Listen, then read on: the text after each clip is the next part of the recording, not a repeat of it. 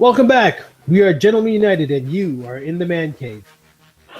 It's no secret that people have been choosing marriage less and less over the last 40 years. While marriage is no longer seen as necessary for couples to have children, there are studies that say that the mortality rates will very shortly surpass projected birth rates. Now, women in many cases have decided to put marriage off until later in life. They're often choosing to establish and build their careers in their 20s and in their early 30s with the promise that women can have it all. They're often waiting until their mid to late 30s to start looking to settle down and raise a family. What they're finding is that the promise of being able to have it all just isn't panning out. Not only is finding a man to marry increasingly more difficult as they get older, they're also discovering that more and more men simply don't want to get married at all, like ever. So joining me tonight is Denley Washington McIntosh. Denley is an international speaker, polished facilitator, and a caring pastor. His goal is to deliver practical, motivational, and inspirational presentations to anyone who desires to change and make the most out of their lives. As always, for those watching this broadcast live on YouTube, feel free to add your comments and questions to the comment bar. I'll watch for them throughout the show and incorporate them, time permitting. Joining me tonight is Denley McIntosh, and of course, you, our viewers. I'm Sean Best. Denley, how you doing? Yeah, I'm well, Sean. All right, so Denley, before we get going on this topic of men and marriage, tell us a bit about you. Are you married? What is the focus of your ministry? And is this topic one for people of faith only, or is this a topic that you think this discussion will be interesting to people who are not Christian or not interested in faith, generally speaking? Yeah, thanks. Yeah, I have been married for 13 years to a wonderful woman, Tajade. We're both Canadians, but our parents are from the Caribbean, where her family's from Barbados and mine's from Jamaica. And my parents are married, so I have that piece. Their marriage was, you can say it's okay. It wasn't probably the greatest, but I'm fortunate because a lot of my peers or friends came from single parent homes. So that reality of being raised in a single parent home wasn't for me. It wasn't my experience. And so part of that shaping for me about marriage is partly because of my parents and my faith upbringing.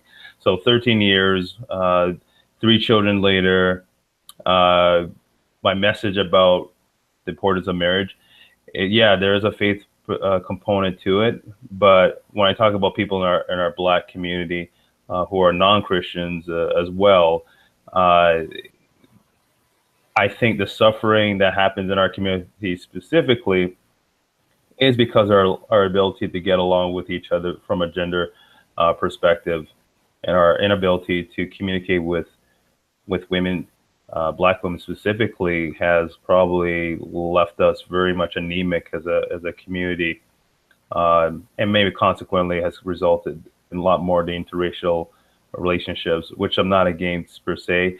But one of the things that my concern when I talk to my wife is, and being a Black woman, we are running from Black women because we're afraid of them, as opposed to running to other people of different cultures because we love them. Well, let me ask you about that, because that is a very key topic, and I know it's very sensitive for some people. And I've seen a couple of articles recently about Black women in their mid to late 30s, going into 40, who have their careers established. They make a very, very good living. They've got their own car, their own house, all this other stuff. And but you see the women sitting together in this one circle. There was one of the articles I was looking at. There's a picture of them sitting at in a lounge, and they were all bemoaning the fact that they couldn't find a good man. So I guess the question becomes, well, there's a bunch of questions that go with that, but one of those questions is, A, what's a good man? And B, oftentimes it's not uncommon to hear women, and particularly Black women, lead with the "I'm a strong woman, so I need a strong man." what dynamic does it create when you start saying things like that? What does it say to a man when you say, I'm a strong woman and I need a strong man who can handle me? Well, I think for me that wasn't very, I think wasn't very attractive to me when I kind of hear those sort of statement. I do respect women who are focused and know where they want to go, but when they wear it on their sleeve like that, for me that wasn't really a particular admirable quality. I must say that when I met Tajay, it was in university, so she's my university sweetheart. So I had, I guess, the fortune privilege to actually find someone in school. So my dating, going and hearing a lot of those experience from a lot of women, I was fortunate to bypass many of those. But when I do hear that, or I hear from my peers, there's that sense of, in case that this relation doesn't work out, I can still move on without you. That's the first piece. The second piece for us as men is that you really need to pull up your bootstraps. So I think that statement really is really loaded, and it is, to your point about this whole idea of qualities and traits. I find that, and this is not just specific to Black women. I think it's endemic to women in general. They look at this whole Christmas hallmark of traits, and really, when I talk to women and counsel women, uh, the misunderstanding is that their trait is really equating to finding the perfect guy. And my thing is that it's not about finding the perfect guy, because one, he doesn't exist. But at the same time, you don't want I would say, a bad man, because that leads you to abuse. But you just don't want necessarily a good man, because a good man who's not trying to be a better man may slip to a bad man. But you want a good man who wants to be a better man. And if you have someone who says, who's good and says, I want to find ways to grow and improve on myself, that's what you really want. But I think a lot of the lists that a lot of these women have is looking for Mr. Perfect, like I said, who doesn't exist. And So let me ask you a question about that. So we talk about, women are looking for the man that fits this list. yeah, Uh, I think I may have mentioned this in a couple of my previous shows, but I've had this conversation with several women, and what's on your list? What does the perfect man or the right man look like? Or and invariably, the first 3 to 5 items in that list have less to do with who he is and more to do with what he does or what he can provide. So it's about him being, I've used this term before, I didn't make it up. It's less about him being a human being yeah, and more about him being a human doing. yeah, that's right. That's right. That's a great point, Sean. I think some of my biblical training, pastoral training, comes into play where that conflict in, for those who are your listeners who may be familiar with the biblical narrative, in Genesis chapter 3, you have this relationship between Adam and Eve. One of the consequences of the two of them sinning before God, that there is going to be a tension in the relationship between men and women, specifically in marriage, but also within the social framework of wherever they find themselves in.